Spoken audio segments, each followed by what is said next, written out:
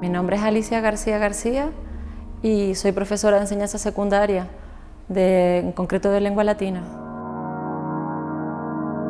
Pues yo comencé mi investigación ya cuando estaba terminando la carrera con una tesina sobre Juba, ahí empezó nuestra relación. Y después seguí con una tesis doctoral sobre él que terminé en el año 2007.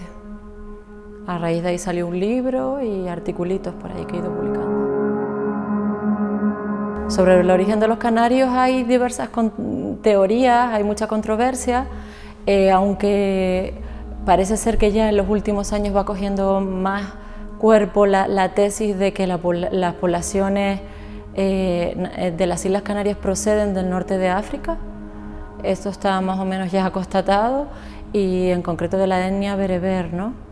Entonces, Juba II, ¿por qué me interesa a mí Juba II en relación a las Islas Canarias? Pues evidentemente porque él fue el primero en mandar una expedición a las islas unos años antes del inicio de la era, y en esa expedición pues él aquí habla de 6 de las islas del archipiélago, y es la primera vez que se habla de las Islas Canarias como un enclave geográfico real, no como islas míticas.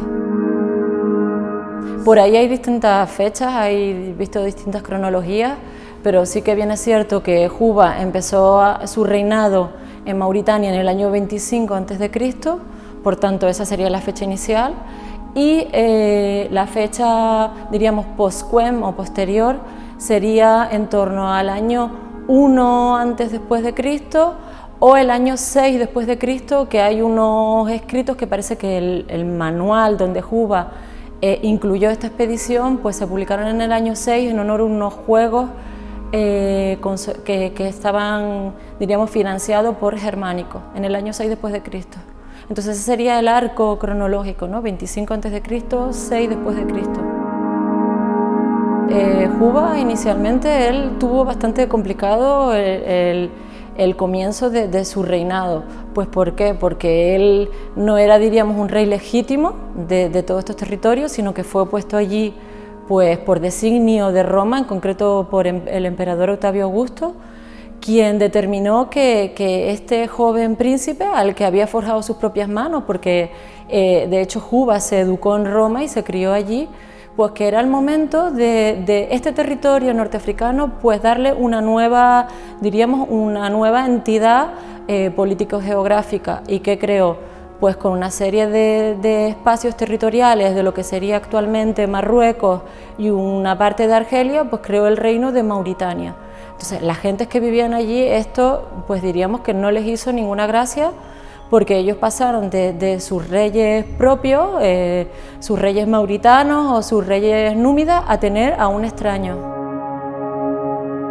Hay una teoría que ya tiene unos años de trayectoria, que como fuentes tenemos a Pallarés Padilla, a Juan Álvarez Delgado, que habló de una célebre leyenda de las poblaciones de lenguas cortadas como castigo por su rebelión hacia un príncipe romano.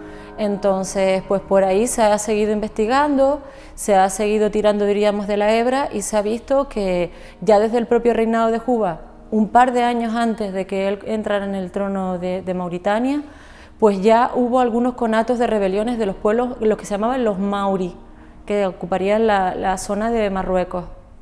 Entonces, ahí en ese momento ya se constata un momento bastante complicado. Cuando él accede al trono en el año 25, hubo inmediatamente que aplacar revueltas de los propios mauros y de los guétulos. Entonces comenzamos toda una época de sublevamientos de poblaciones que están evidentemente contra el poder de Juba y contra, diríamos, a lo que está haciendo Roma allí. Entonces es una situación bastante complicada y que comienza ahí, pero que probablemente se extendió en el tiempo. ¿Por qué? Porque tenemos en época de Trajano, seguimos con otros emperadores, tenemos con Diocleciano. Son momentos puntuales en los que Roma hubo de sofocar a, diríamos, estos conatos de rebelión, ¿no? Entonces Roma no era un reino o un imperio que se dedicara a negociar con muchos pueblos, sino que tenemos constancia de que ellos practicaron en diversos momentos las deportaciones de poblaciones pues a otros espacios territoriales que no eran los suyos. los romanos más bien, diríamos, empujaron a esta población a moverse, porque sí que está constatado, parece estar constatado, que la población canaria desconocía las técnicas de navegación, por lo cual ellos no pudieron venir por su propia iniciativa, porque ellos, de hecho, no está documentado que navegaran entre islas, ¿no? Entonces, pues los romanos, dado que ya se había hecho incluso con propias partes de su ejército de deportar a islas, como ocurrió, por ejemplo, en una de las guerras púnicas, un ejército que perdió en Canas, pues ellos deportaron a ese ejército completo a la isla de Sicilia como castigo. Entonces, Roma no solo fue ese momento, sino con distintos pueblos, pues practicó lo que se conoció como deportatio ad insulam, que pudo haber sido evidentemente el tema de Canarias. Los textos relativos a las Islas Canarias, aunque estamos diciendo que el texto inicial, el texto matriz sería el escrito por Juba II en lengua griega, tengo que aclararlo porque Juba, a pesar de manejar perfectamente el púnico, su lengua nativa, el griego y el latín, él, como todos los estudiosos de este momento, utilizaba la lengua de cultura que era el griego. Entonces, los textos de Juba después pasaron o son conocidos gracias a Plinio el Viejo, quien en su Historia Natural pues consignó, recogió lo que Juba había escrito. Tenemos este documento importantísimo que marca un primer momento, porque a partir de ahí ya tenemos después otras fuentes de información como el geógrafo Ptolomeo, autores como Arnovio y Isidoro de Sevilla, muchísimos autores a continuación hablan de las Islas Canarias. Diríamos que Juba es el que llama a las islas por su nombre inicialmente. Antes de él, evidentemente, había conocimientos de las Islas Canarias, algún conocimiento tenía que haber, tanto por expediciones que hubiera en esta costa, tanto por ya geógrafos como Estrabón, que ya aventuran algo de lo que puede ser las islas. Entonces Juba no partió de la nada, no partió de cero, él se documentó evidentemente. El texto de Plinio el Viejo, que aparece en su libro sexto de la Historia Natural, ahí en poco más de 10-12 líneas nos habla de las Islas Canarias y nos dice que Juba refirió sobre las Islas Afortunadas, que aparece por primera vez también el término de unas afortunadas reales, no unas afortunadas míticas, que Juba sobre las afortunadas dijo lo que se refiere a continuación, 2 puntos, y él comienza con su transcripción del informe de Juba II. Juba II va hablando de 6 islas, dice los derroteros para su navegación, las coordenadas, los espacios, un poco distorsionados por el trasiego de millas náuticas, etcétera, que hizo Plinio el Viejo, pero sí que da unos datos de zoología, de geografía, de botánica, incluso se aventura con una información poblacional al decir que no hay huella alguna de población en ese momento.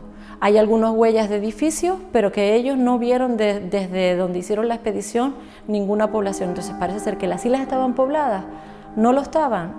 Eso es una cuestión que todavía no se ha clarificado. El texto es muy breve también. Dice, no hay huella alguna de edificaciones, ¿no? Solo hay un edificio hecho de una sola piedra. Entonces ahí empiezan ya toda una serie de teorías y la gente a pelearse que si ese edificio de una sola piedra es algún monumento, diríamos, natural. Por ejemplo, se ha dicho el Roque de los Muchachos en La Palma, ¿no? Sobre todo que se ve, además dicen desde un punto de navegación se ve perfectamente. Entonces claro, dicen no hay huella de edificaciones, solo habla de un templo hecho de una sola piedra. Entonces claro, ahí empieza que si había más, que si no había, pero es que lo que dice el texto es eso, no hay más.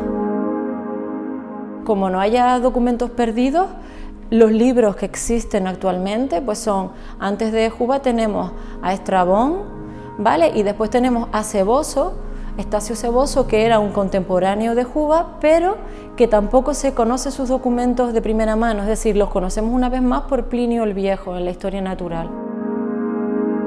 Después de Plinio, pues tenemos, diríamos, un seguidor de Plinio el Viejo que se llamó Solino, Cayo Solino, que lo que hace prácticamente es transcribir la obra otra vez de nuevo de Plinio. Después ya tenemos como dije antes, a Pomponio Mela. Tenemos también a la geografía de Ptolomeo, ¿vale? Que habla otra vez de unas coordenadas geográficas de las Islas Canarias, basándose ya una vez más en Plinio y en Solino, y después ya tendremos infinidad de autores, tenemos a Isidoro de Sevilla, pero ya son tradiciones posteriores. El reino de Mauritania, que llega a manos de Juba II en el año 25 a.C., unificaba los territorios de lo que es Marruecos y parte de Argelia. Ese territorio tenía una frontera sur determinada, y allí se encontraban los pueblos, sobre todo los que se conocen por los guétulos, poblaciones pues, que se rebelaron también evidentemente contra Juba II. El reino de Mauritania, que le dan a él cuando le otorgan el matrimonio con Cleopatra Selene, que me gustaría hablar un poco de ella. Cleopatra Selene es una reina mítica, hija de la célebre Cleopatra VII de Egipto, casada, diríamos, o unida a Marco Antonio. Tuvieron 3 niños, tres chicos, un pequeño que no se sabe nunca qué es lo que ocurrió con él, porque de repente los hermanos de Cleopatra desaparecen de la historia, solo se habla de ella. Tenía un hermano mellizo que era Alejandro Helios, y de repente también Alejandro ya no aparece consignado en las crónicas, solo se habla de Cleopatra. Cleopatra, una vez que su madre y su padre mueren, es llevada a Roma, igual que había ocurrido con Juba en su infancia, para ser criada por Octavia, diríamos la hermana del princeps en aquel momento, que era Octavio Augusto. Cría a esta niña, entonces el designio que se concede para ella es que cuando tenga la edad núbil para casarse de los 14 años, se case con otro, pues diríamos, otro príncipe desheredado como ella, que era Juba II. Juba II en aquel momento era, diríamos, el heredero del reino de Numidia, pero ese reino de Numidia desaparece. Cuando su padre muere en el año 46 a.C., pues Roma ya asume todo el territorio y crea la provincia del África. ¿Vale? Entonces Juba tiene mucho y no tiene nada a la vez, diríamos un príncipe sin trono. Juba II, una vez que contrae matrimonio con Cleopatra Selene, va a su nuevo reino, ¿no? El reino tenía inicialmente una capital en Iol, Cesarea, actual Churchill, en Argelia, pero era un territorio tan inmenso que parece ser, se debate y hay una serie de autores que consideran que en un territorio tan amplio él tuvo que tener otra capital en regiones más occidentales. Entonces se baraja la ciudad de Volubilis en Marruecos actual o Tingis, ¿no? En el norte. Entonces si bien es cierto que la sede de la corte real de Juba estaba en Iol, Cesarea, allí fue donde ellos vivieron, pero en muchos momentos tuvo que haberse trasladado a estas regiones occidentales. El reino de Juba II era bastante amplio, entonces por ello tuvo que tener, diríamos, 2 lugares estratégicos desde los que poder gobernar. Está constatado evidentemente Iol, Cesarea, donde él hizo una labor urbanística inmensa, y parece ser, algunos autores hablan de Volubilis o de Tingis, ¿vale? En estos territorios pues se ve todo lo que él pretendía hacer, su labor filohelénica, diríamos, dar una cultura, unos teatros, unas bibliotecas, unos foros, unas plazas públicas a estas gentes que estaban acostumbrados a vivir de otra manera. No en vano, ellos son pueblos, pues diríamos, autóctonos del norte de África, eran bereberes y etnias diversas, ¿no? Cuando se habla del concepto de Mauri, no se sabe exactamente hasta dónde llegaban los Mauri, cuál era la extensión de este pueblo. Muchas veces a lo mejor se utilizaba como un nombre genérico, unos límites concretos. Juba II y Cleopatra Selene tienen un solo hijo constatado, Ptolomeo de Mauritania, que debió nacer en torno al 23 a.C., poco después del matrimonio de sus padres, y murió el 40 después de Cristo, pues diríamos cuando ya Roma decide de alguna manera acabar con este experimento, este interregno norteafricano. Entonces Roma considera que a lo mejor ya ha llegado la hora de asumir todo este territorio e incluirlo dentro del imperio en forma de provincia. Entonces en el año 40 el emperador Calígula decide acabar con la vida de Ptolomeo, el hijo de Juba y de Cleopatra, y no sabemos si lo condenan por una conspiración, no sabemos qué es lo que ocurrió. Lo invita a unos juegos que estaba celebrando, allí lo encarcela y lo asesina.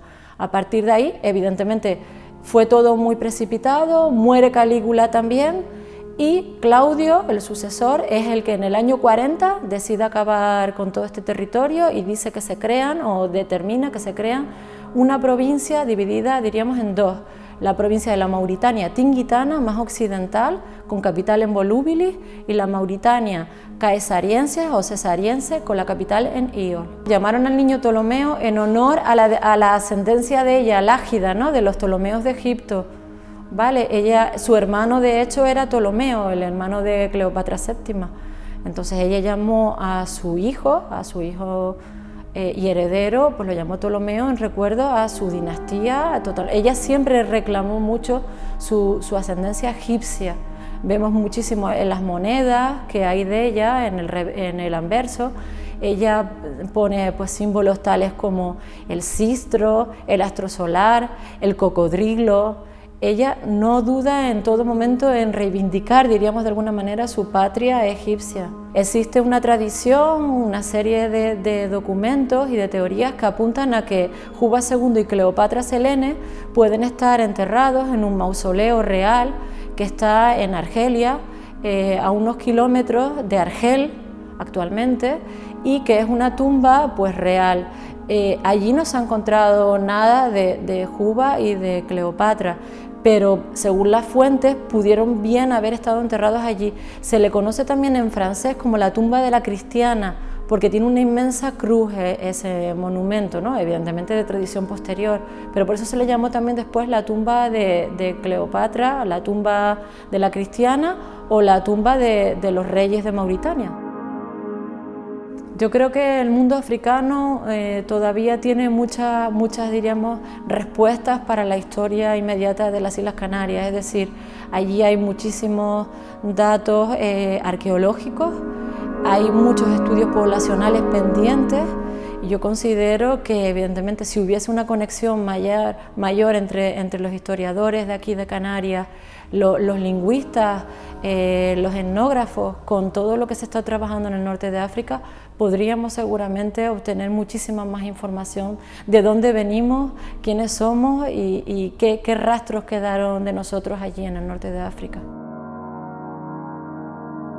Los romanos, dentro de sus métodos de castigo, contemplaron también, usaron la deportación de personajes históricos determinados en muchos momentos, deportaciones incluso de personajes pertenecientes a la propia familia, diríamos, de Octavio Augusto. Él condenó al exilio, deportó a su nieta y a su propia hija.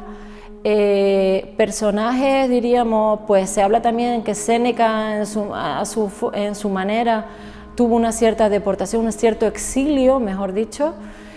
Sí que es verdad que hubo diversos momentos de deportación, y hasta el siglo IV después de Cristo se ha investigado otras deportaciones en el contexto mediterráneo, ¿no?, y en el que está Roma siempre por medio. Los textos clásicos son la fuente, diríamos, inicial que tenemos actualmente para hablar de Juba II y de las Islas Canarias, por ejemplo, porque arqueológicamente no quedó ningún rastro de esa expedición. Sí que sabemos todo lo que él vio y lo que él consignó por escrito. Un texto clásico es una fuente primordial, es una fuente como puede ser un objeto tangible, diríamos, lo que estudia la numismática, las monedas, es otro vehículo de acceso a la historia. En la historia de Canarias, evidentemente, en estos momentos nos tenemos que basar sobre todo en el aporte de los textos de las fuentes griegas y romanas, que son las que conocieron, diríamos de forma indirecta, pues la información que estaba funcionando en aquel momento, estaba circulando en el contexto pues, romano, ¿no? Juba II, de Mauritania, él fue llevado a Roma a los 4 años de edad, cuando su padre murió, pues es llevado en el cortejo del triunfo celebrado por César en Roma, ¿no? Cuando César es inmediatamente, porque César ya le quedan pocos años de vida, cuando César muere, él es tomado, diríamos, bajo la tutela de Octaviano, el que después será conocido como Octavio Augusto, y Octavio le dio la mejor educación. Juba frecuentó, diríamos, a las más altas esferas de la sociedad romana. Allí tuvo pues diversos tipos de estudios, de fuentes que manejó, y una vez que Juba llega a lo que sería su nuevo reino, él manejó también allí lo que se conoce como los libri punici, los célebres libros púnicos que habían pertenecido a su familia, que habían llegado a él a través pues de su abuelo Yensal y de su padre. Él tuvo esos libros en su poder, eso parece ser que está bien claro. Juba, aparte, en Roma se informó muchísimo.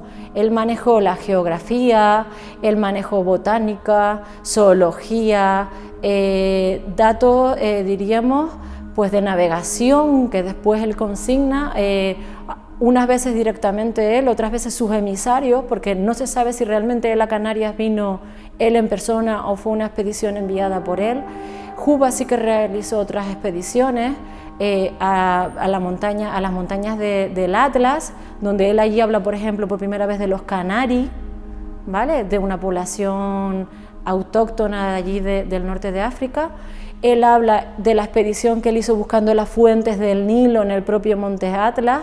Entonces Juba evidentemente conocía muchas áreas del conocimiento, aparte de lo que estoy diciendo, también era un gran filólogo, un historiador, amaba el arte, la pintura, tiene un tratado sobre historia del teatro, diríamos, era un auténtico enciclopedista, un hombre muy culto, un adelantado a su época.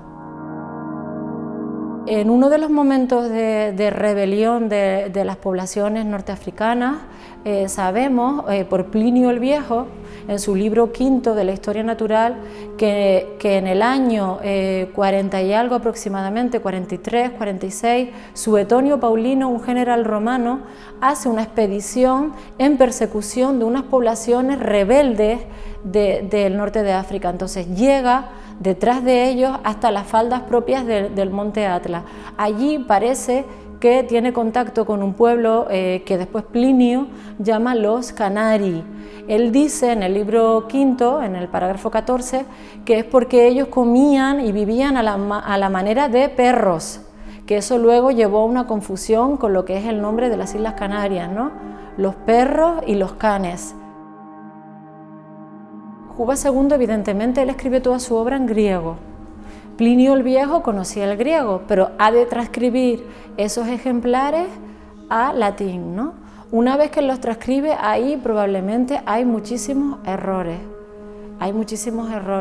Uno de ellos puede ser, por ejemplo, la corrupción, la falsa etimología que él realiza entre canari y los canis, cuando son palabras que no tienen exactamente una derivación etimológica. ¿Qué más ocurre? Juba escribió en griego, una vez más lo vuelvo a decir. Plinio sigue traduciendo, es un traductor. Plinio sabía mucho, pero también es verdad que Plinio muchas veces, esa labor tan enciclopédica que hizo, le llevó a cometer múltiples errores. El texto de Juba II se conserva, la fuente es Plinio el Viejo.